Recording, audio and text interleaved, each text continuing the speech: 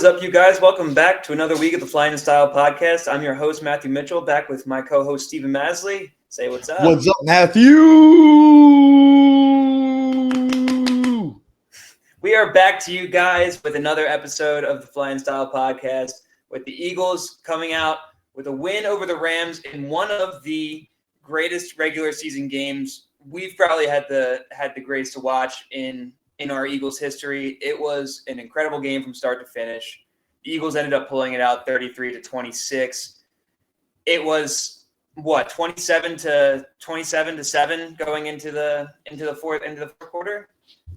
Yeah, 26-7 in the beginning of the third. It was brutal. We had -1 passing yards at halftime.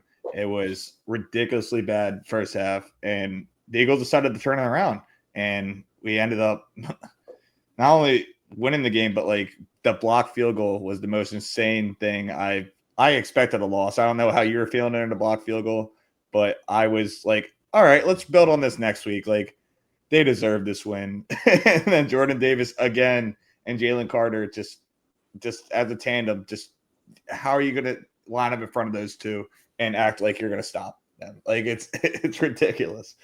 Well, you certainly probably wouldn't believe me, but going into that final kick, I'm not going to say I called anything, but I was sitting there like with so much optimism. I was like, yeah, no, they're going to miss the kick. Don't worry. They're going to miss the kick. There's some voodoo magic in the air. Something's going to happen. They're going to miss the kick. I was not expecting a block.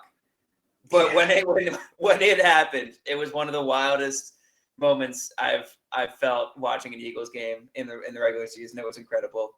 But before we get super into this game, we're going to have plenty to say about that one because we have a lot to talk about with that. There was a lot of ups and downs, drastically high, drastically low. So we'll go over a few things in that in a minute. But first, let's start with our Around the League notes. What did you see around the league this week, Matt? Around the league, the Cowboys still stink. Crazy with how many games? I forget how many games ended just field goals at the end. Packers end up losing to the Browns, which was a crazy comeback from behind win. Another block field goal with a late interception by Jordan Love to end that game. The Dolphins-Bills game was pretty close for whatever reason, but Tua doesn't want to be able to play quarterback. Divisional game. Yeah. That's insane. The Carson Wentz is back on the Vikings. It wasn't all of him. I mean, I wish we had a corner this week like Isaiah Rodgers that not only had a pick six, but also had a fumble recovery for a touchdown, which was it was just funny to watch as we are now looking back at it getting decimated at the corner position, which we will get into. But other than that, the Jets almost had a block field goal. As I'm literally watching the game, and I turn to my computer, and the Jets block a field goal and return it for a touchdown, take the lead over the Bucs. The Bucs end up coming back on a game-winning drive again for the third time this season to win that game. There was an absurd amount of blocked field goals last week. Defenses were like the key to every game. It was not an offensive week by any means. Like, I mean, I know there were a few high-scoring games, but it was like the tale of defenses last week and special teams. Like, I've never seen so many blocked field goals in a week in my life. And not to mention, like, game-changing plays. Like, obviously ours was a game winner, which is absolutely ridiculous. I thought when I saw the Chiefs do that last year, I was like, that's got to be the only time that's happened, right? Like, there's no way. Like, so that was insane. And then, like you said, to turn around and watch the Jets block a kick and take it back for a touchdown in the final 2 minutes of a game was like, what are we doing here? Like, what's going on today? It was an absolutely weird week. And there were a few other games of note. Obviously, the Lions and the Ravens was a big one. Battle of two heavyweights, but it looked like the Lions pretty heavily outpaced the Ravens, who are looking on fraud watch for their defense that was supposed to be in the top of the league. So definitely an interesting case for the Ravens over there, starting 1-2, seeing how they're gonna shape out, because obviously they're one of the more talented teams in the league, but they are struggling A, with the defense and the secondary, and B, Derrick Henry is fumbling an awful lot for his likes, and Lamar Jackson's doing the same thing. They're not throwing interceptions, but they're turning the ball over a lot still. Yeah, 7 sacks to 0. I mean, you could just look at that and pretty much determined how brutal that game was for the Ravens. It was pretty close going up to like the mid fourth quarter, but the Lions pulled away. The 38-30 doesn't really say the final score. That Montgomery had a touchdown just at the end to seal the game by 2 scores, and then the Ravens just scored a garbage time touchdown for whatever reason they wanted to. What do you think about the Lions? Do you think that like that first game was a bit of a fluke and that they look a little bit more like themselves, or do you think that they're a little bit wishy-washy this year? I really do think the Lions are legit. I've always thought they were more legit than Green Bay. I know the first game was brutal, but without Ben Johnson, your offensive coordinator, they just looked awful in the first game. And a lot of people counted them out, but I really do think they're legit. They have a great roster. They're finally healthy on the defensive end with Aiden Hutchinson. The guy, Muhammad, Al-Quadin Muhammad was playing out of his mind in that game. He had 2.5 sacks in the Ravens game. He was all over Lamar. I can't believe I haven't seen anyone stop Lamar like that. Previously, the Lions were getting murdered by running quarterbacks, and this guy, the Lions defense played fantastic. And obviously, they gave up 30 points, but it was their defense played fantastic. Their offense looks like it's clicking all cylinders. Like the Gibbs Montgomery tandem is just it's hard to stop. It's pretty ridiculous how like they look really good. And I want to be that's my biggest fear in the NFC. I'll be completely honest. I don't know about you. No, I'd agree with that. I think it was shaping up to look like it was going to be the Packers initially, and then after that, that brutal loss they had against the Browns this week, it's starting to look otherwise. And wouldn't you know it, my favorite guy, Jordan Love, just doesn't look like he's cut out for it sometimes. I don't know, man. I'm just saying he still gets the praise like this man is the next coming of Tom Brady. And then randomly he just craps the bed and everybody's just like, yeah, no, it's fine. I'll bounce back. Like, what are we talking about? Like, what has he done? Like, this is a personal vendetta of mine, as if any of you have watched previous episodes, just because of obviously the astounding hate that Jalen Hurts gets for the way he plays versus the kind of love that Jordan Love gets for doing absolutely nothing, of substance. And it just drives me crazy sometimes. But Jalen Hurts is still getting crapped on whether all the Eagles' woes in their 3-0 start have been his fault. But Jordan Love, loses to a terrible Browns team. And we're like, yeah, but they're still NFC contenders, though. Like, they're still top of the league. It's not a big deal for them. They'll bounce back. Like, why? I don't get why I think it's just, out of clicks because Eagles fans like myself are doing right now and talking about it. But it drives me crazy that he doesn't get the respect he deserves compared to some of the other guys. Dude, could you imagine if Jalen had a game like that, like throwing basically a game winning, giving them a touchdown from the interception, like to lose the game? Like, I feel like he didn't get blasted enough. Everyone's like, oh, they just lost. Good Browns defense, It's like, not really. Come on. They have a few good players over there. I get it. But, like, what are we talking about? The Browns are a terrible team. We all know this. Oh, it's brutal, man. It's just how many points they put up? 10 points? It's 10-13 is the final score. That's a terrible, terrible game. Let's talk about how they can't sustain that kind of play and win games, Not talk about how the Eagles, who haven't lost a game in almost 20 games, can't sustain it somehow. Despite the fact that they do every week, it's not sustainable. But the Green Bay Packers are fine. Don't worry about it. It's the funniest thing. Like, I saw a headline that like Eagles survive a very ugly win. It's like that you have to put that out there. Like, be wary of the Eagles because they pulled out one they shouldn't have.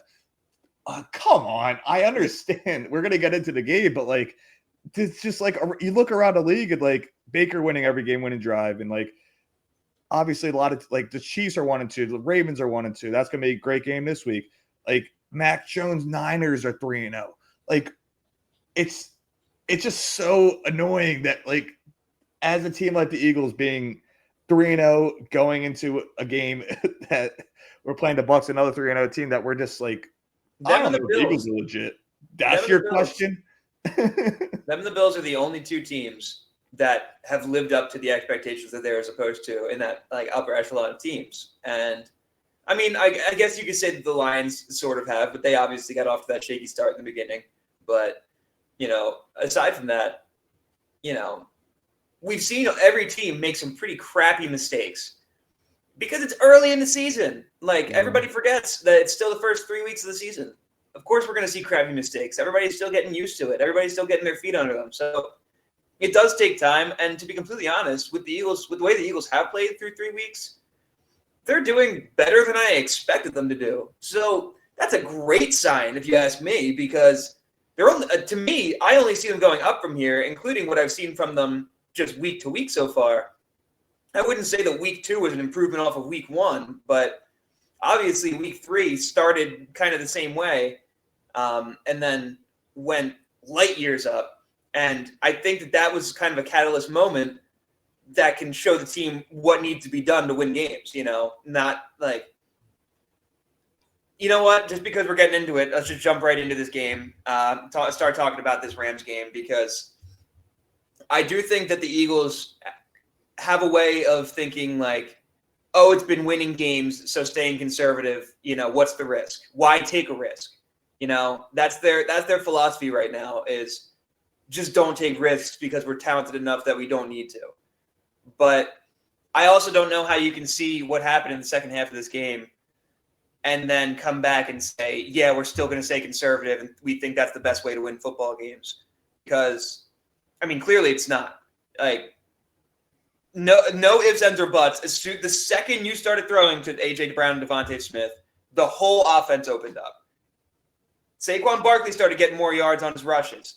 A.J. Brown is getting open on every single play. Devontae Smith, on the other hand, is getting a little bit forgotten about on the other side. He was getting open on other plays. Suddenly, Jalen throws for 250 yards in a half. How many times have we seen him do that? It was like, and we have seen him do it before. We know that he can do it. It doesn't happen often because we like to do this conservative thing and say, oh, it works.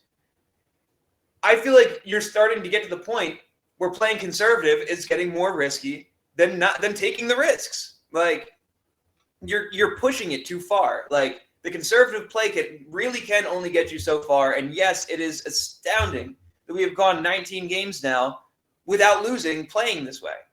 And I know every game hasn't turned out this conservative or, whatever, but the fact that they've made it this far is pretty ridiculous. And it's really, really hard for fans to sit here and say, yeah, this is going to keep working. Because it's like a 3-point win that you pull out because the other team made a mistake. And it's not because you definitively won the game. It's because another team lost it. And that's the way we used to struggle. Like, in that Super Bowl that we played against the Chiefs in 22 that we lost that game. The Chiefs didn't win it. We lost. And that's probably where the philosophy kind of turned around, especially after the collapse in 23. But I feel like, this is not the team looking for their confidence anymore. They found their confidence. They won a Super Bowl. This isn't the team that you have to, be conservative to let them find their footing. They found it last year. They got their confidence back. They feel like they're on the top of the league. Let them play like it. You've got all the team leaders, Jalen, AJ, Devontae, saying, use your guys. That way the offense ran was best. They said that after the game. Not word for word, but abbreviated. Like, I don't understand what the concern is, because obviously it's gone around the city this week that what's the holdup? Is it the play calling? Is it they don't trust Jalen Hurts? Is it that they just think that they can win without doing that? Which one of those three things is it? Because it's got to be one of them. And I find it hard to believe that they just don't trust Jalen. And if they don't, I think that that's an issue, because I don't see where you're not getting the trust from. I understand he's thrown picks in the past. Boo-hoo. In his worst season, throwing picks, he threw like 14. And I understand that's not good, but I've seen a lot worse. So, I don't understand, what the deal is. What do you think? I'm sorry I went on a rant for a little bit. No, I love it. I love it, dude. No, I just put my detective cap hat on, and I blame Sirianni. and I know Petula's getting a lot of crap for everything, and I completely understand because Sirianni is a Super Bowl winning head coach, where a guy underneath him has worked for 8 years underneath him.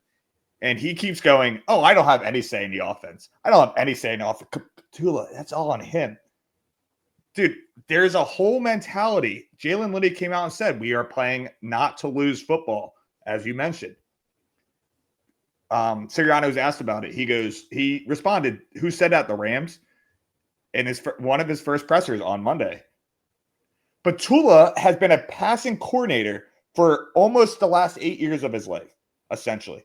You're telling me the man gets the dream job as offensive coordinator, and he goes, yeah, I don't want to pass the ball because that's all I know and all I've been working on for my last 8 years of my entire life. Sirianni is behind this slow start. He's behind the slow start of the last year's team.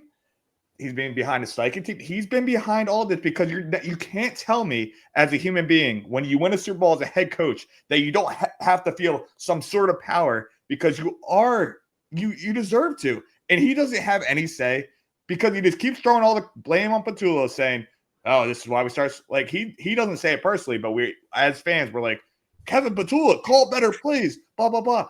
Who's like you're telling me as a head coach? Your first 12 plays are usually scripted. I don't know if Sirianni does the same thing, but our first 12 plays look like dog crap. They look horrible. Our run plays look god-awful. Let's just run it up the middle, HB Dodds over Cam Jurgens' butt and say, why didn't that work? It's 2nd and 17. Let's just throw it. Let's just run it up the middle, and then we'll throw a screen for 3rd down. Let's just punt it on 3rd down if you want to do that, for God's sakes. Exactly. Because God forbid we try with AJ Devonta Smith to get yards and to get a 1st down. The first half was we won't win games if we play like that. Absolutely. We got -1 yards in the first half. I didn't know you could actually do that if you weren't playing Madden. Like that was absolutely ridiculous. And to come out this week and act like it was no big deal and say, yeah, we overcame adversity. That's what matters. No, that's not all that matters. Like, you have to be realistic with what you saw out there. The team wants to go out there and play the way they want to play, and you're telling them not to. Why? Like, what is the holdup? I just don't really get it. If Pryor plays another snap at right tackle, I'm going to shoot my brains out. How the hell do you re-sign Fred Johnson and you don't have him as the backup tackle for Lane? Which I didn't understand. It was the first question I asked when I saw Matt Pryor go out there. I was like, why is Fred Johnson not out there? And then Matt Pryor was doing terrible. Fred Johnson comes in and suddenly, oh my gosh, there's protection off the right side of the line. And every once in a while, Saquon can get off to the edge because the edge is sealed. It's almost like Fred Johnson's actually a pretty darn good tackle. It's ridiculous. I really just don't. The part that frustrates me with the Eagles so much is, and this has happened over the past few years of them being such a talented team, is that it really does feel like they beat themselves sometimes. Like they outthink themselves. Like they tell themselves, "Oh, this feels too easy. Let me think of a more complicated way to get to the same answer." And I just don't really get it. Like I feel like us as fans, this is my problem because these are the most skilled and knowledgeable football minds in the world. They just went and won a world championship Super Bowl. How come it feels that fans sitting on their seats all see the exact same problems and call up for the exact same solutions, but the team constantly says no? I don't understand what I'm missing or what anybody's missing. Because if you keep this up, not only is it going to be hard to sustain wins, it's going to be hard to keep AJ happy. It's going to be hard to keep Devontae happy. It's going to be hard to keep the chemistry on the team going properly. It's going to cause issues if you don't get these guys the ball.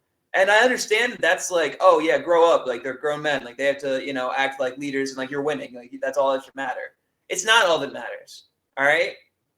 At the end of the day, whether you are an outgoing person or an introvert or a caring person or you don't care about others, it really doesn't matter.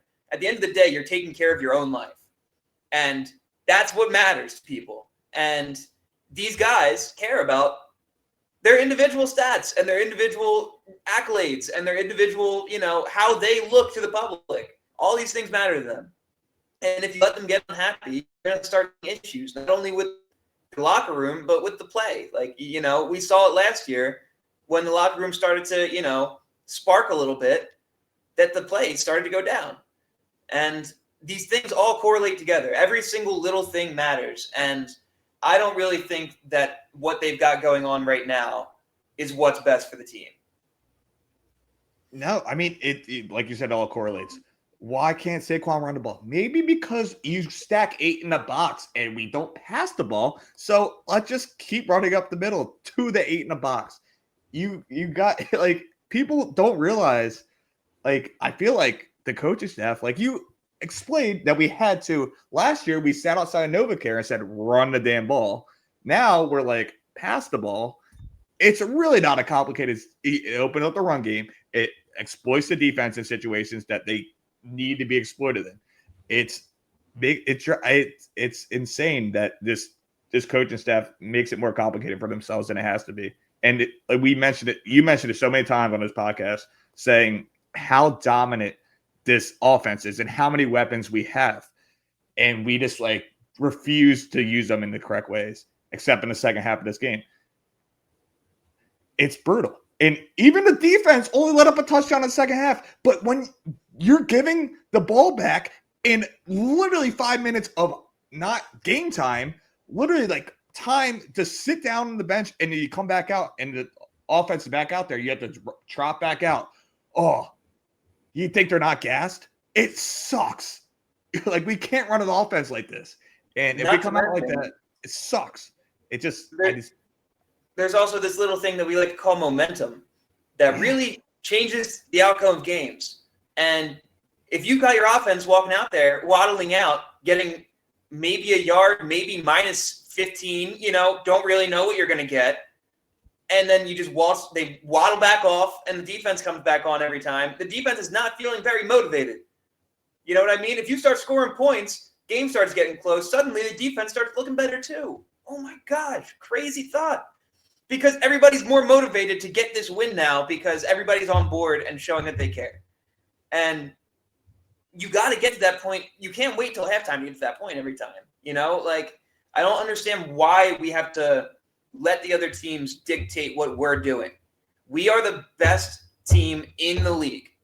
Hands down. I don't even say that with a question of a doubt. We are the most talented team in the league. Why do we let other teams dictate how we run our team?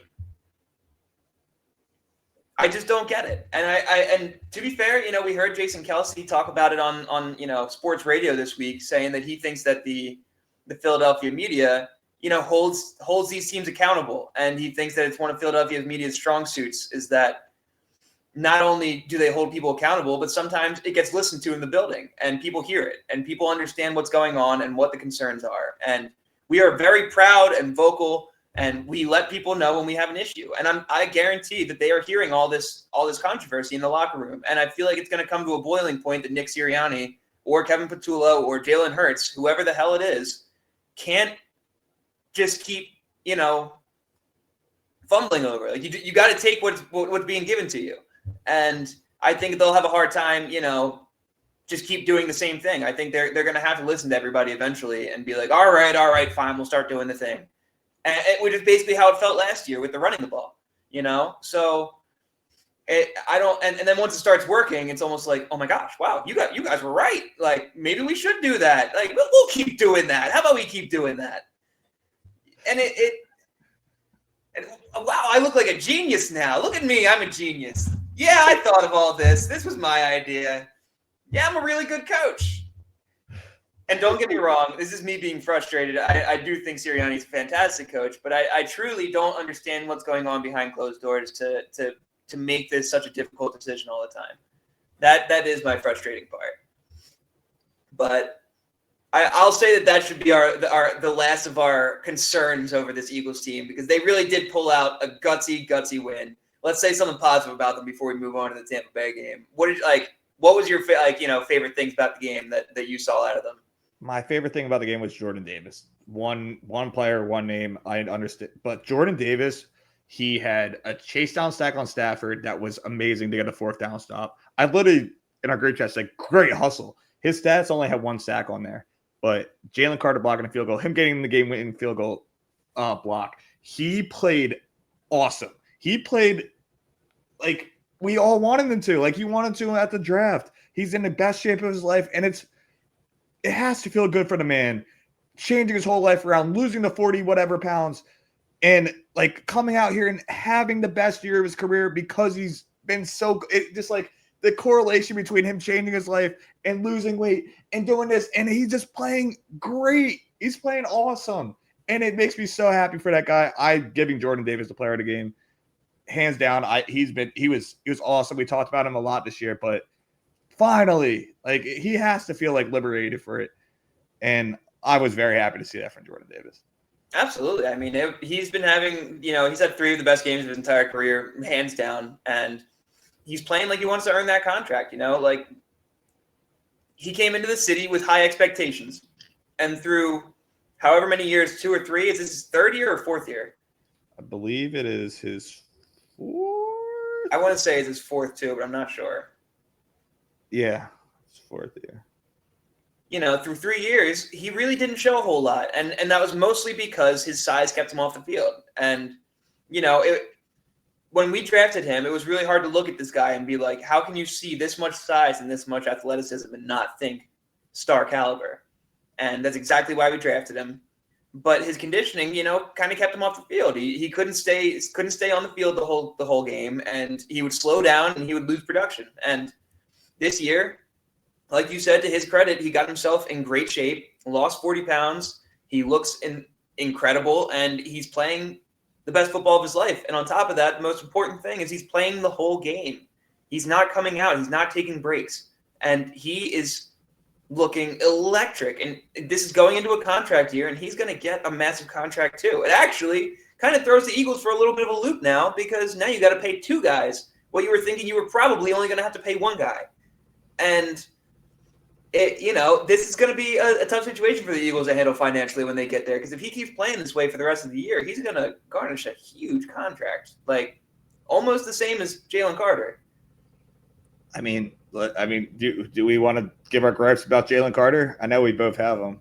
Yeah, absolutely. I mean, Jalen Carter, we've talked about this. You've got the opposite sides of the same coin. You've got one guy who's trying to earn his contract, playing out of his mind, doing the best he can, and, doing what he can to earn that contract. And you got another guy on the other side of the coin who is as talented as anybody's ever been, but causes issues all the time, sets the team back in personal fouls, and causes cancer in the locker room. But you can't really get much more talent than Jalen Carter. So, it's really hard to decide, if it were to come down to one, it's starting to become a tough decision, which is crazy. Never thought I'd think that. No, it's absolutely insane. If I'm not just looking at the stats and being that guy, but he has 1 tackle through 2 games. Obviously, he got kicked out of the first one. 1 scored tackle of a solo tackle. I have not seen him do anything of substance outside of that blocked field goal, which was very impressive, but he hasn't done a whole lot. He's been brutal. We didn't talk about it enough in the Chiefs game of him just he's half-assing it, and it was brutal. He just doesn't. The man has everything to be the best D tackle in the entire world, and this man just gives his half effort of just. It's just so frustrating because you see Jordan do it, and you're like, if you do this, you're going to be like all pro, right? And you're going to might be like the best. But no. He was in Defensive Player of the Year candidacy going into the season. Yeah. And everyone was hype on it. And then I understand the man has problems, and everyone has problems, and I'm not trying to diminish any of his problems off the field, but if you want to be great, he can be, and it's all given to him all right there. And it's just very brutal to see that you see one guy trying his hardest, and you're just out there. But I know we've been prolonging this game, but it was Jordan Davis. I mean, Jalen Carter, figure it out. Yeah, no, I mean, I'm with you. Listen, everybody's got problems. And to be fair, I think guys like you and I working 9 to 5 have harder problems than he does. He's a millionaire, you know? Like, I'm not trying, again, like you said, not to diminish somebody's problems, but you're getting paid millions of dollars to play a game. Act right. I truly don't think it's that much to ask for. I personally really don't. I understand it can be different for everybody, but I think it's pretty insane of a grown man to have this much trouble controlling himself game to game, and to have this little motivation going into a season where you're earning a contract. It's more than immature. It's childish, and I really hope that he does flip that switch eventually, which he usually does, and starts to kick into gear. But it's been noticed by a lot of people, including the front office of the Eagles. So I certainly hope that he can flip that switch sooner than later. But let's move on to this Bucs game. Lastly, before we leave that Rams game, I do want to say though, AJ Brown would be that other player of the game. The second that man got the ball, that stadium lit the heck up, and that man got his groove back. I know he was feeling happy. He was feeling pumped. I know he needed that. Jalen needed that. The city needed that.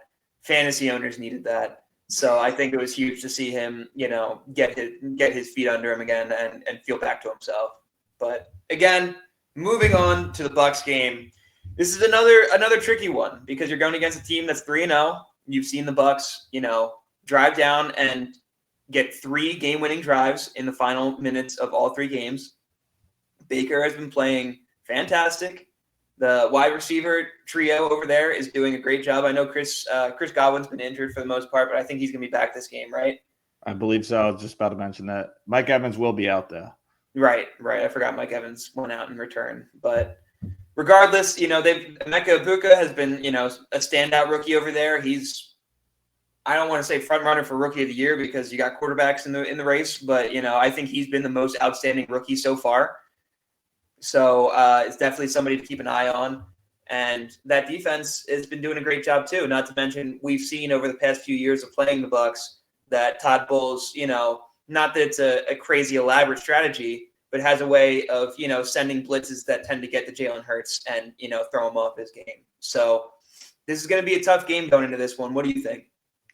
It's the Bucs have had their last all 3 games that they played so far. They've won on game-winning drives. And I love Baker, and he's as a quarterback and a person, he's very clutch. It's just they've been making it too close to call. And I know we got an argument yesterday of saying, and I'm just going to say it straight up, that everyone says that they own us, but when we have AJ, Devonta Smith, Jalen, and Saquon, we haven't lost a game. Yeah, so as long as we're healthy, we win. But as long as we're not, it's up in the air. Well, yeah, it's 100% win though. You're missing that part. When they're all healthy, we don't ever lose, and I understand. All right, now I'm kind of seeing where I was kind of acting like a fool, saying a little bit too much, but I just don't like how they own us without playing us healthy. When they play us healthy one time, they lost. That's all I was trying to say. Yeah, but are we going to turn around and win this game and then act like, oh, they had Mike Evans out though? Does that not matter? No, because they have Emeka Egbuka now. So okay. So they have guys that can fill in, and it makes it okay for them. But we don't have guys a corner. That can fill in. We get our ass kicked when we have guys fill in. Adori's dead and Victorian Bennett's dead. They're done. Keely Ringo's going to start for us this week. We're going to get torched on that side.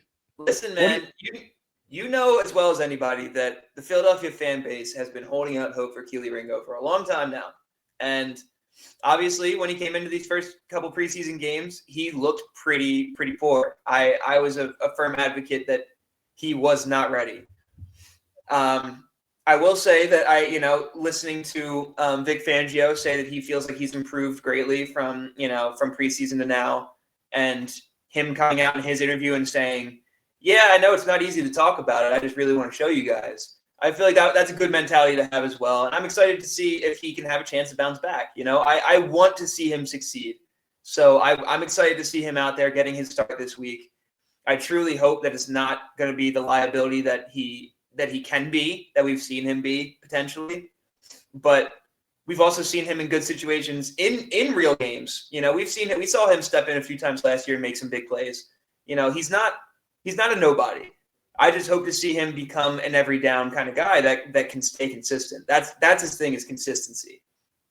Yeah. And I know that he's really fast and he can cover guys down the field. It's those quick slants and those quick, crossing routes that he tends to struggle on. Quick curls that drop down and give the guys, space to move around. He needs to be able to get quicker on his feet and be able to stop and go. And that's way easier said than done, especially for somebody as fast as himself and trying to keep up with the world's fastest people. But, if you want to become an every down guy, you gotta get that stuff down. And I feel like he's shown that he's capable of it. It's whether he can get that consistency. Yeah. It's definitely going to be the game of the week. I mean, you look at the slate and it's the 2-3-0 teams playing. Both teams have even us, I mentioned the Bucks, having game-winning drives. I know we haven't had, other than last week, the last drive, really sealed the game, a walk-off, Well, when's the last time we were playing from behind? To be completely honest with you, I can't remember the last time we were playing from behind. Even the 20, outside of the losses in 23, because we didn't come back from those. But even the Super Bowl that we lost, we weren't coming from behind. We lost that game. We were ahead the whole game, and we blew the lead. So it's not, the Eagles really haven't, especially this group of guys, haven't been tasked with having to come back and win the game very often. Yeah. I mean, you just see it on Sunday. That's why Sunday's game against the Rams makes me just like this team even more. And it feels like even though we should lose, that we won't lose. And we will fight for every single time to be in this game. And I know it's going to be tough going down to Tampa, but I really this team is just too good for its own good, honestly. Can you imagine playing two halves like we did the second half of the Rams game? Dude, absolutely not. I mean, the city would be half burned down by now. We might be too happy. Matt, they might actually we might get a blowout win and be happy. Could you imagine if we used our offense correctly? It's hard to imagine. Why? It makes us, it's just why? Sorry. No, I'm with you, man. I think you kind of, that embodies how everybody in Philly is kind of feeling right now, because it feels wrong to complain because we're 3-0 and it's been working for 19 games. It's what are we complaining about? We have the best team in the league. We just won a Super Bowl. We're 3-0. What do we have to complain about? But it's just but why does it feel like that? Everybody keeps bringing up the meme that everybody sees every week for the Eagles games. That stupid meme of oh, I can't wait to watch my team. Oh, I want to kill myself. Oh, we won. Yay. That's how the Eagles make you feel every single week, and it just doesn't need to be that way. It doesn't need to be that way. And I truly hope that they will see the silver lining and see that it's okay if Jalen throws an interception or two. It's fine. Just have fun and play football. It's not fun watching the Eagles, play conservative. It's fun watching them win at the end of the day, sure, but it's not I find myself thinking every week and I've talked about this on the pod, watching these other crappy quarterbacks, drop in dimes for outside corners and dig routes and, crossers and stuff like that. And I'm this just looks like a normal flowing offense. Why doesn't ours look like that? And I was it's more fun to watch that offense than it is to watch ours. As a fan, not just passing. It's not just I don't care. I just want to see a more balanced offense. It's not just about seeing you pass the ball and throw for 5,000 yards. It's about seeing the offense move cohesively. It's about seeing plays bounce off of each other and be used in a game plan. It's about seeing, everybody on the field get their turn and, do their thing with the ball in their hand. It's just more fun to watch football that way. It's not a whole lot of fun to watch you, run 2 dives and then run a tush push and do that the entire way down the field. And I understand that it works sometimes, but can't you mix and match it a little? You're gonna have a hell of a lot more success if you do it that way.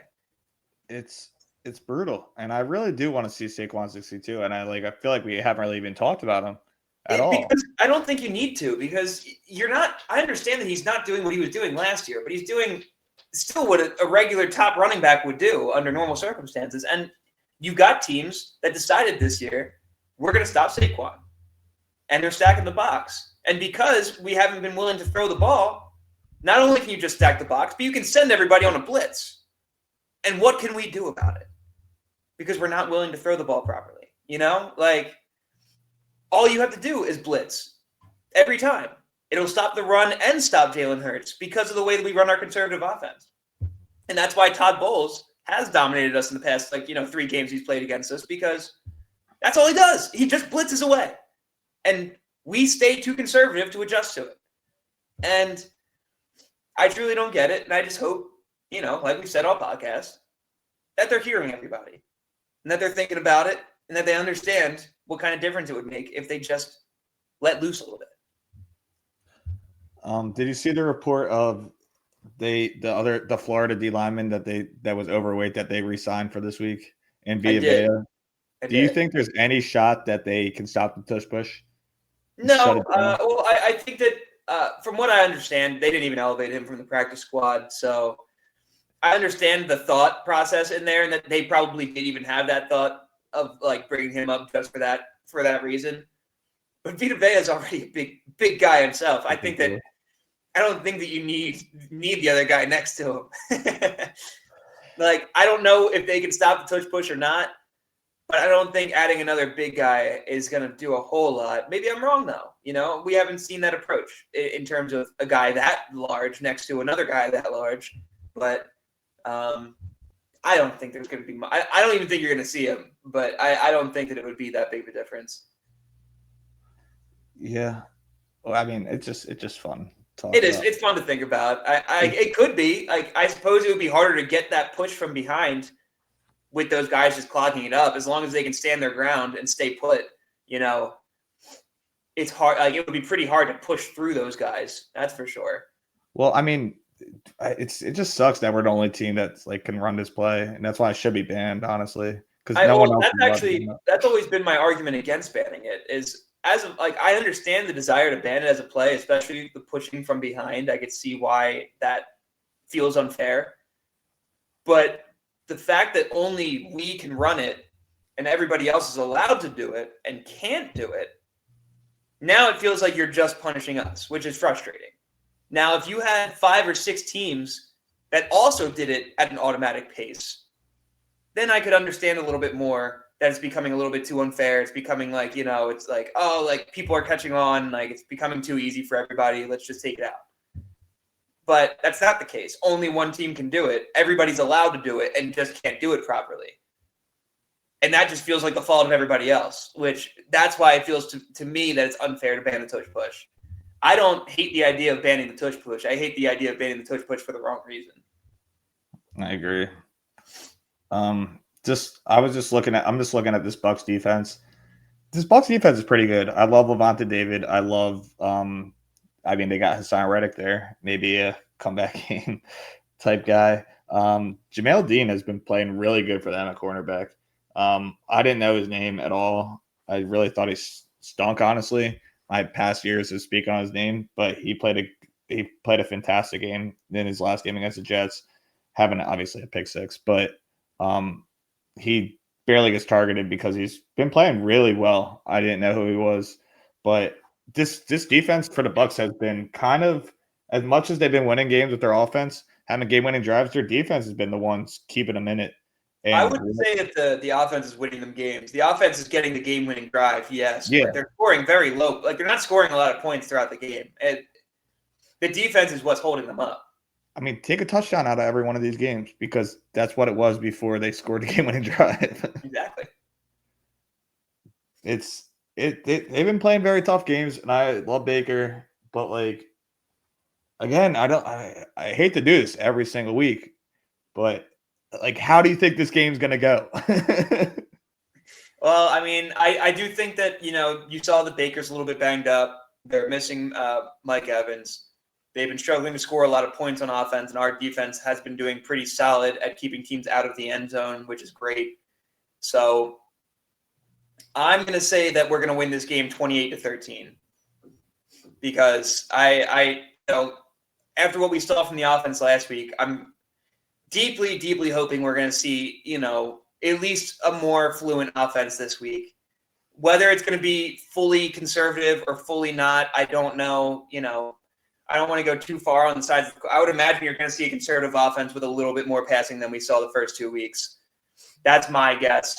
So I'm going to say, I'm not going to go overwhelming points on our end. So 28-13 sounds about right. Yeah. I know they're going to come out slow, and I understand I'm going to be disappointed. But I really, really hope that my scoring prediction is going to be that the Eagles actually play football this time. And I'm going to go 38-21. I really think we could smoke them if we want to play how we played at the end of the Rams game. I've talked about their defense being good and everything. I feel like as much as the Bucs run defense is talked about over and over and over and over again, I really think that this is a Saquon game. Everyone kind of hasn't been talking about him. He hasn't had a big break of a 50-plus yard carry at all this season. I just think it's kind of been hidden. And if we do expand to the pass game, they're going to have to actually approach the pass game of how it should be played, and it's going to open up more lanes for Saquon. I've in my gut, I feel it's a Saquon game. I really do. I don't know why. It's kind of just I'm just too devil's advocate-ish because everyone's like, oh, this run defense of the Bucs because they have been great, and just it's the same. I just really feel like that we're going to dominate this team. I've been angry about it all week. I know you got angry at me for. I just hate saying that they own us, and I understand they have, but this is the best team in the NFL, and the Bucs team owns us. Come on, I just want to beat them so badly.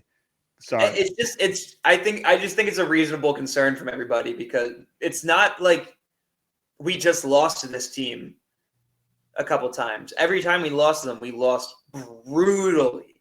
That's the problem. We lost in the playoffs. What was it? 32-9. We lost in, last year's game. It was 28-0 in the first quarter.